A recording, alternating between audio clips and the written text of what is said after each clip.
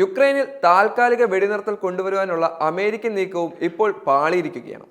ഇത്തരമൊരു നിർദ്ദേശം അംഗീകരിക്കാനാവില്ലെന്നാണ് റഷ്യൻ വിദേശകാര്യ മന്ത്രാലയ വക്താവ് മരിയ സഖോരോവ തുറന്നടിച്ചിരിക്കുന്നത്.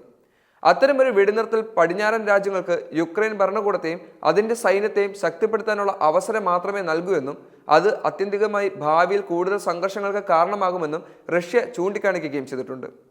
നിലവിൽ പ്രതിസന്ധി എന്നേക്കുമായി അവസാനിപ്പിക്കുന്നതിന് ശാശ്വതമായ ഒരു പരിഹാരമാണ് റഷ്യ തേടുന്നതെന്നാണ് മോസ്കോയിൽ നടത്തിയ പത്രസമ്മേളനത്തിൽ സഖോരോവ പറഞ്ഞിരിക്കുന്നത്.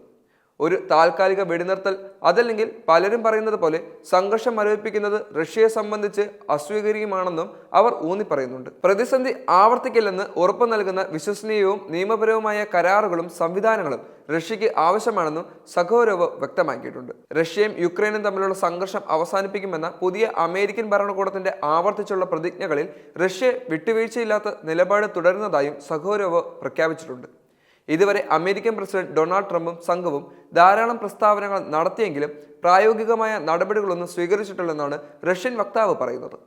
യുക്രൈൻ സംഘർഷം എങ്ങനെ പരിഹരിക്കുമെന്നത് പുതിയ ഭരണകൂടത്തിന്റെ നിർദ്ദിഷ്ട നടപടികളെയും പദ്ധതികളെയും ആശ്രയിച്ചിരിക്കുമെന്നും എന്നാൽ അമേരിക്ക സ്വീകരിക്കുന്ന നടപടികളെക്കുറിച്ച് നിലവിൽ ഒരു വ്യക്തതയുമില്ലെന്നുമാണ് റഷ്യ പറയുന്നത്. പ്രസ്താവനകളോ വാഗ്ദാനങ്ങളോ കേൾക്കുന്നതിന് പകരം പ്രത്യേക നടപടികൾ സ്വീകരിക്കുന്നത് കാണാനാണ് റഷ്യക്ക് താല്പര്യമെന്നും റഷ്യൻ വക്താവ് വ്യക്തമാക്കുകയും ചെയ്തു. അതേസമയം ട്രംപ് അധികാരമേറ്റതിനു ശേഷം അമേരിക്കയുമായുള്ള ഇടപെടൽ വർദ്ധിച്ചതായി ഈ ആഴ്ച ആദ്യം ക്രെംലിൻ വക്താവ് ദിമിത്രി പെസ്കോവ് അഭിപ്രായപ്പെട്ടു. ഇരു രാജ്യങ്ങളിലെയും ചില വകുപ്പുകൾ തമ്മിൽ ബന്ധമുണ്ടെന്നാണ് കൂടുതൽ വിശദാംശങ്ങൾ നൽകാതെ അദ്ദേഹം പറഞ്ഞിരിക്കുന്നത്. തന്റെ ഭരണകൂടവും റഷ്യൻ സർക്കാരും തമ്മിൽ ആശയവിനിമയം തുടരുകയാണെന്ന് കഴിഞ്ഞ ദിവസങ്ങളിലായി ട്രംപ് വ്യക്തമാക്കിയിരുന്നു.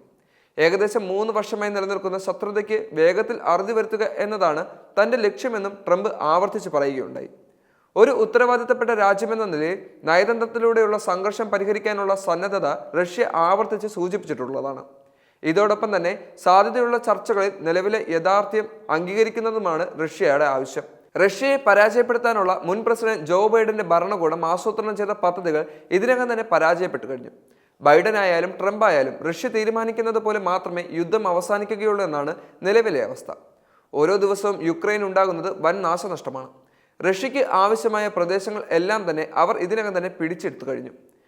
പ്രത്യക്ഷത്തിൽ യുക്രൈൻ റഷ്യ യുദ്ധം നടക്കുന്നതെങ്കിൽ യഥാർത്ഥത്തിൽ അമേരിക്ക നേതൃത്വം നൽകുന്ന നാറ്റോ സഖ്യകക്ഷിയുമായാണ് റഷ്യക്ക് ഏറ്റുമുട്ടേണ്ടി വരുന്നത്.